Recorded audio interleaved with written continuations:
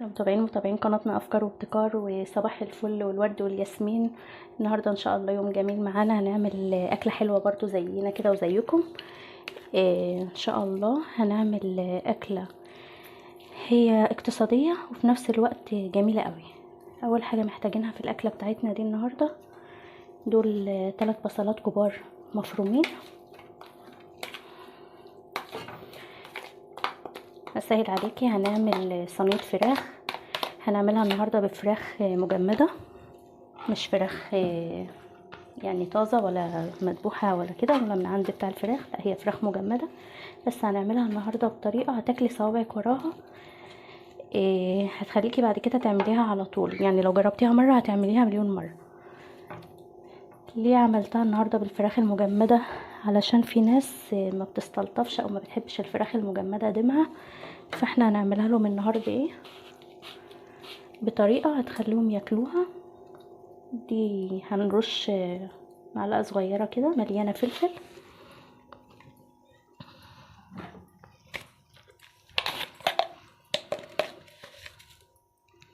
معلقه كبيره او معلقتين هما صغيرين ملح،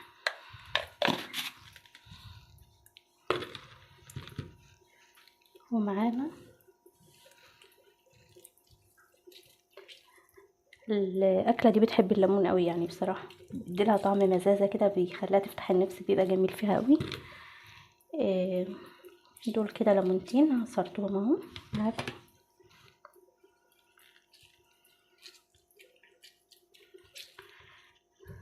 بصي، اهم حاجه بقى في المرحله دي ان انتي تقلبي البصله في التتبيله دي كويس.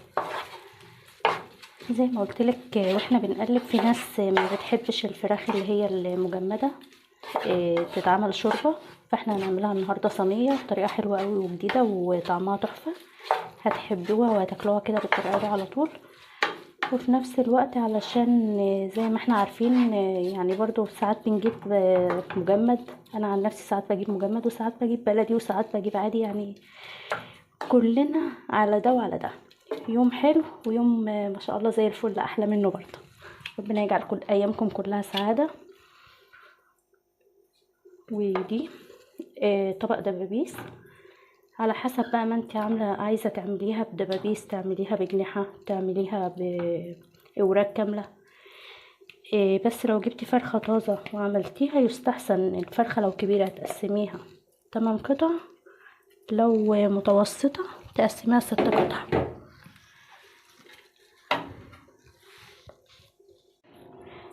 بس بقى اهم حاجه في الخطوه دي ان انتي تدعكي الفراخ كويس قوي. طبعا ما بعرفش اتعامل بالجوانتي خالص، بس انا لابساه علشان لو انتم حابين دعك الكلام ده يبقى بالجوانتي.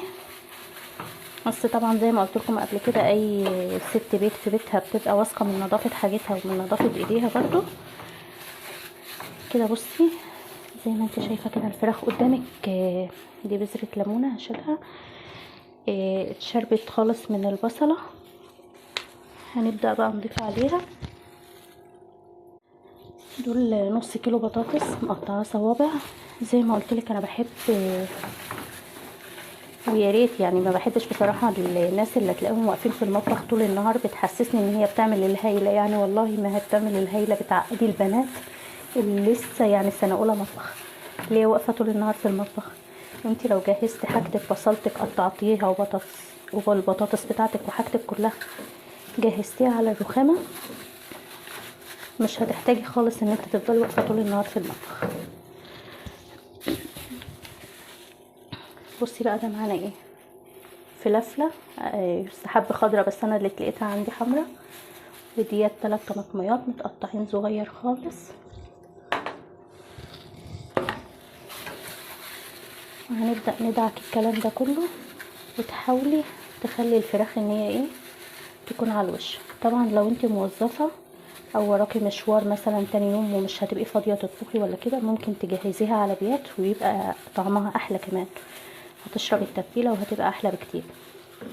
بس لو هتعمليها على بيات ما تحطيش البطاطس على بيات، يعني تعملي كل الخطوات دي وتسيبيها لغايه تاني يوم تقطعي البطاطس عليها بس.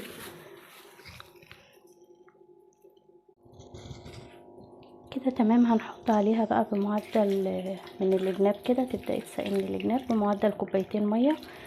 وليه قلتلك بتقطعي الفراخ ما بتحطهاش كامله؟ علشان طبعا البطاطس ما بتاخدش سوا كتير، علشان ما تبقاش البطاطس مستويه قوي او تتهري والفراخ لسه ما استوتش. ودول ورقتين لورا بيدولها ريحه كده وطعم.